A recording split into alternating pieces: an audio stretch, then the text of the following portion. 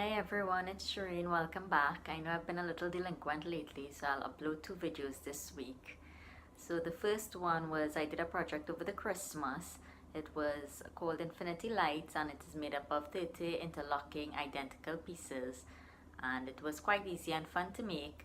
I purchased mine at the Bryant Park Winter Christmas Market in New York, but I'll leave a link in the description below if you all are interested in purchasing. Stay tuned.